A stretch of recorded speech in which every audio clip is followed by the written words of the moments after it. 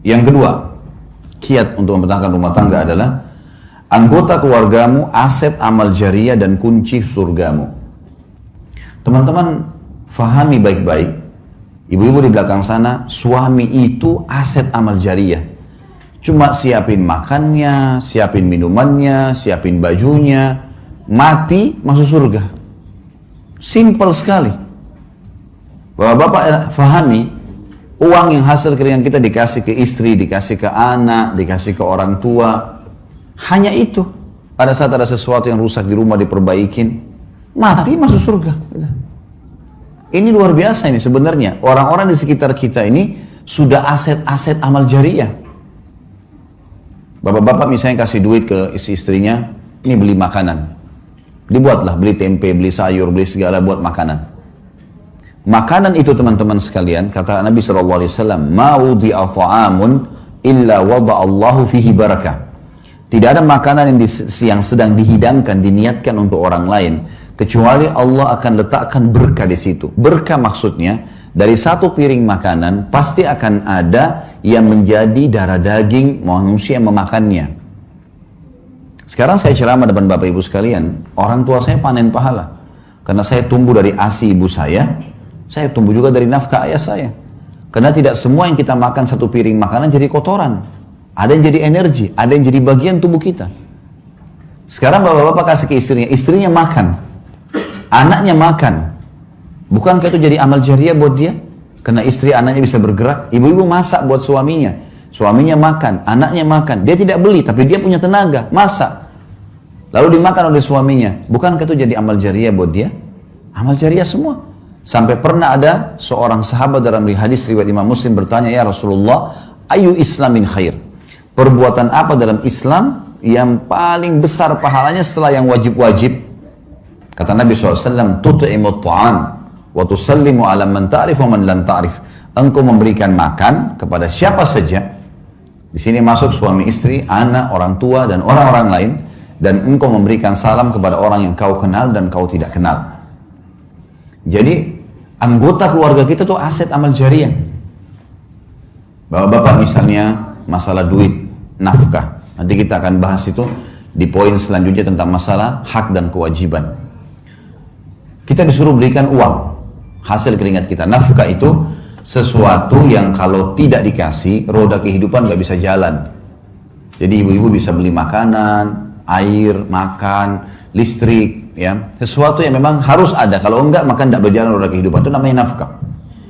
Kata Nabi SAW, dinar yang engkau keluarkan untuk fakir miskin, dinar yang engkau keluarkan untuk pembebasan budak, dinar yang engkau keluarkan untuk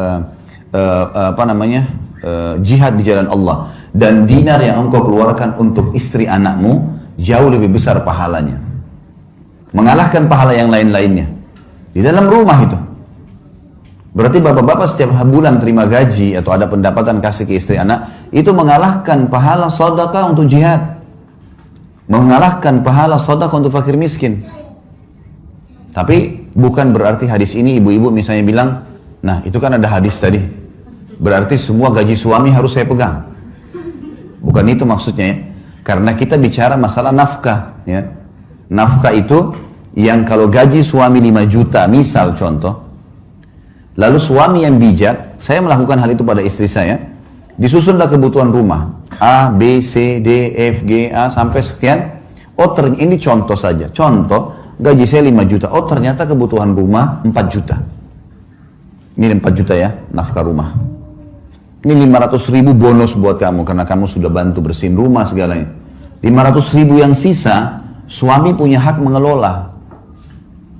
Jangan juga, bapak-bapak ada yang, maaf kalau ada yang terjadi ini ya. Jangan juga tidak punya kawam, dia bukan pemimpin. Semua gaji dikasih istrinya, dia mau beli pulsa pun minta sama istrinya. Gimana caranya? Beliin saya pulsa, loh kok lucu itu, kok malah dia minta sama istrinya? Nggak boleh. Mestinya dia bisa punya kawam. Dia yang beliin istrinya, iya harus punya kemuliaan. Nanti kita bahas di sini masalah kenali karakter pasangan. Ada poin-poin setelahnya. Jadi ibu-ibu punya hak di sisi nafkah, tapi ibu-ibu tidak punya hak lebih daripada itu. kalau lebih sunnah. Sebagaimana bapak-bapak tidak punya hak di harta pribadinya ibu. Misal ibu-ibu di sini ada sebelum nikah sudah punya usaha. Atau setelah nikah dapat warisan dari orang tuanya. Tidak bisa suaminya bilang, kamu kan sudah 10 tahun saya nafkahi. Ini dapat warisan 200 juta bagi 2 ya. Nggak boleh itu. Dia nggak punya hak 1 rupiah pun. Laki-laki, suami nggak punya hak dari harta istri pribadi. Istri punya hak nafkah saja. Lebih daripada itu sunnah, bukan kewajiban. Ini nanti kalau memahami secara benar, seperti batu bata yang kita letakkan di tembok bangunan, maka akan rapi kalau benar semuanya. Tapi yang jelas, sekarang kalau laki-laki mau menjadikan aset amal jariah, apapun hasil keringatnya diberikan kepada istri anaknya adalah sedekah yang paling besar. Wanita misalnya, ibu-ibu di belakang sana. Apa kata Nabi SAW? Kata kunci sederhana masuk surga. Wanita, istri manapun yang menjaga 5 waktu sholatnya. Kemudian berpuasa Ramadannya. Ini nggak disebutin sholat sunnah ya, sholat wajib saja dulu. Kalau sholat sunnah ibu-ibu kerjain itu sudah plus. Sholat 5 waktu, azan langsung sholat, subuh sampai isya. Kemudian yang kedua tiba Ramadan, puasa Ramadan, belum dimasukkan puasa sunnah. Dan dia mentaati dan melayani suaminya pada hal yang ma'ruf. Ma'ruf ini maksudnya bukan melanggar agama. Kecuali pada saat dia meninggal, dia boleh masuk, dia boleh pilih 8 pintu surga yang mana dia mau masuk. Hanya 3 hal saja. Sederhana sekali kita bisa menjadikan rumah tangga kita sebagai aset amal jariah. Orang-orang ini nih, suami istri, orang tua, mati ya.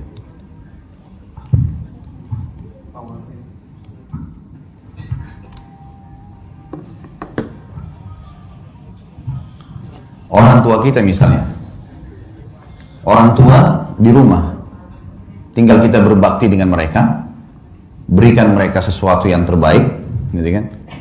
Ini di rumah tangga, keluarga kita. Maka kita sudah bisa panen surga.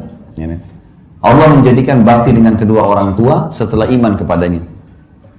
Anak-anak, lahir kita nggak bisa milih, sebagaimana orang tua nggak bisa kita milih. Saya nggak mau ibu ini, saya nggak mau ayah ini, nggak bisa. Kita lahir ini ibumu, ini ayahmu, seburuk apapun mereka.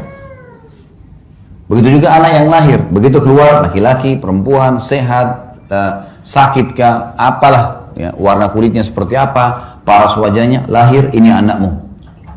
Dan semua digantungkan variabel hak-hak dan kewajiban di sini. Sekarang anak-anak bisa jadi aset amal jariah.